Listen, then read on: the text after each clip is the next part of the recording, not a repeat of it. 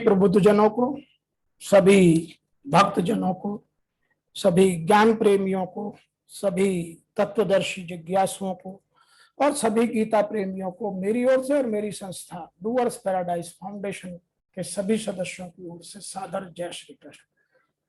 आज हम वर्तमान युग में आध्यात्मिक चिंतन की श्रृंखला के तहत गीता के 7वें अध्याय के श्लोक संख्या 27 की व्याख्या कर रहे हैं।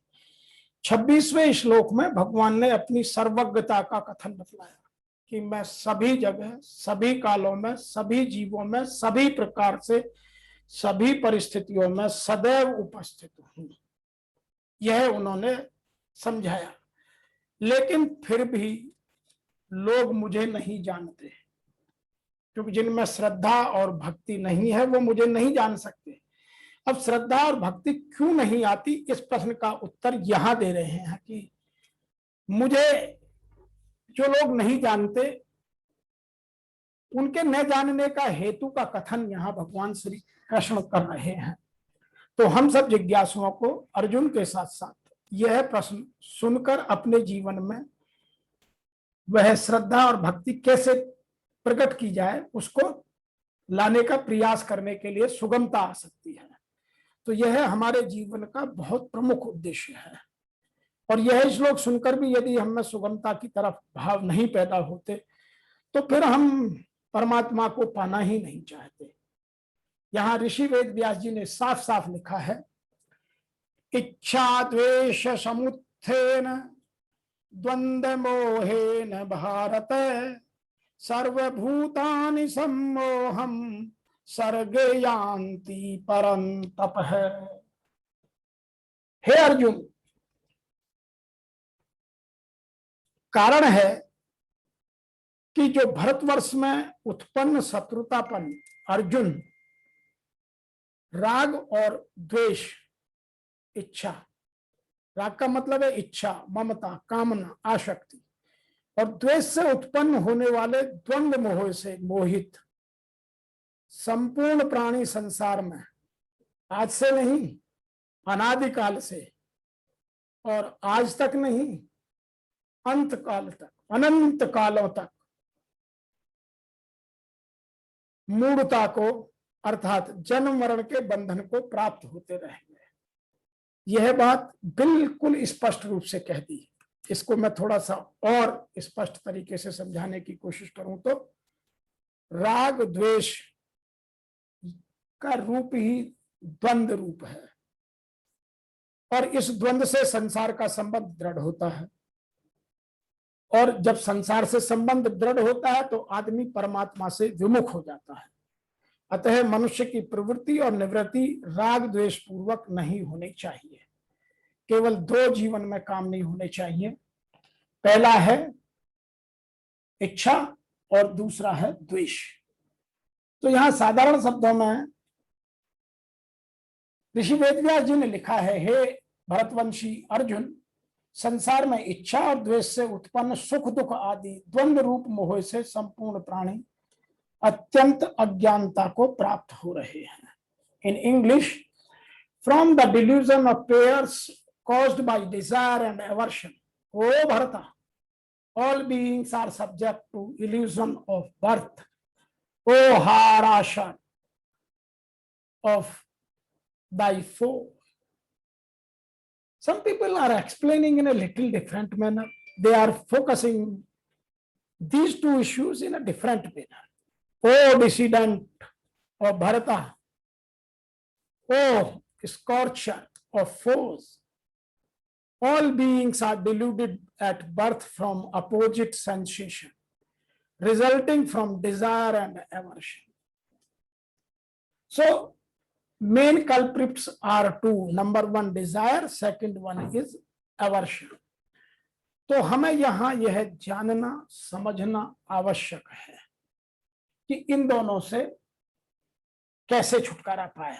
आगे के श्लोक में कहेंगे, लेकिन यहां इस बात को और भी यदि साधारण ढंग से समझा जाए तो वह यह है कि इच्छा और द्वेष अर्थात राग द्वेष आदि द्वंद्व से, मोह से संसार के संपूर्ण प्राणी अत्यंत संबंधों में बसकर मोह को प्राप्त हो रहे हैं, इसलिए वो मुझे नहीं जान पाते, मुझसे दूर हो जाते हैं और इस संसार में जुड़ जाते हैं।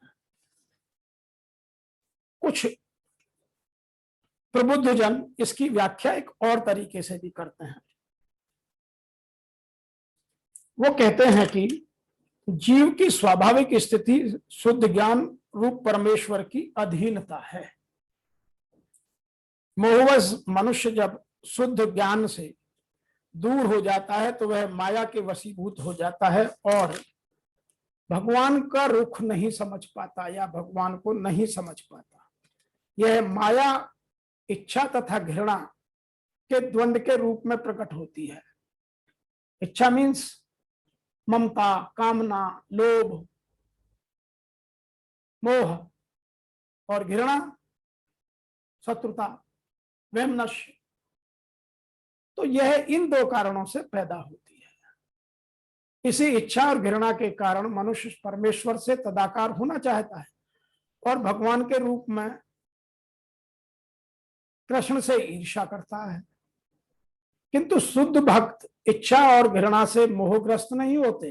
वो समझ सकते हैं कि भगवान श्री कृष्ण अपनी अंतरंगा शक्ति के कारण ही हम पर यह मोह माया का बंधन डाल रहे हैं।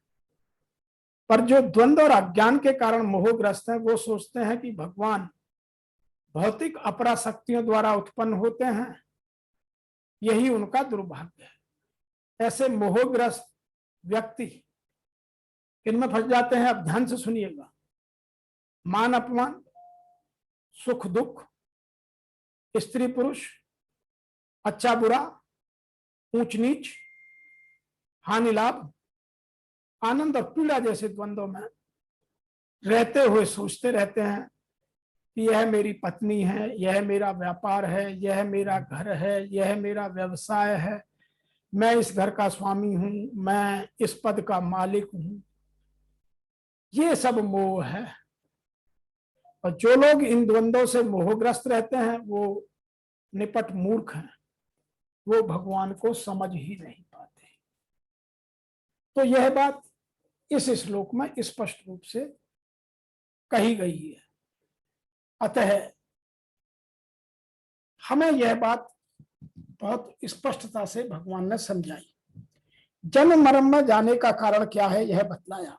शास्त्रों की दृष्टि से तो जन्म मरण का कारण अज्ञान है, परंतु संतवाणी को देखा जाए तो जन्म मरण का खास कारण राग के कारण प्राप्त परिस्थिति का दुरुपयोग और फलेच्छा पूर्वक शास्त्रविहित कर्म न करने से प्राप्त परिस्थिति का दुरुपयोग करने से, अर्थात भगवत आज्ञा के विरुद्ध कर्म करने से सत और असत योनियों की प्राप्ति होती है। अर्थात देवताओं की योनि या 84 लाख योनि, और कुछ लोग इसको नरक भी कहते हैं। प्राप्त परिस्थिति का सदुपयोग करने में सम्मोह अर्थात जन्म मरण मिट जाता है। उसका सदुपयोग कैसे करें? हमारे को जो अवस्था परिस्थिति मिली है उसका दुरुपयोग न करके निर्णय लिया जाए कि हम दुरुपयोग नहीं करेंगे, और दुरुपयोग करने के हमने तरीके बता दिए। तो प्राय साधकों को यह बात गहराई से बैठी हुई है कि साधन भजन जप तप आदि करने से या करने का विभाग अलग है।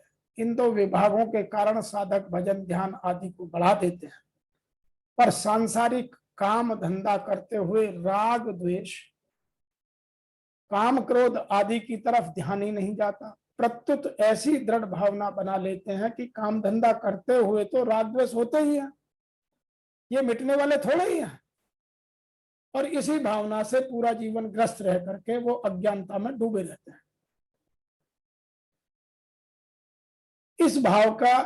इस भावना से बड़ा भारी अनर्थ यह होता है कि साधक के राग द्वेष बने रहते हैं,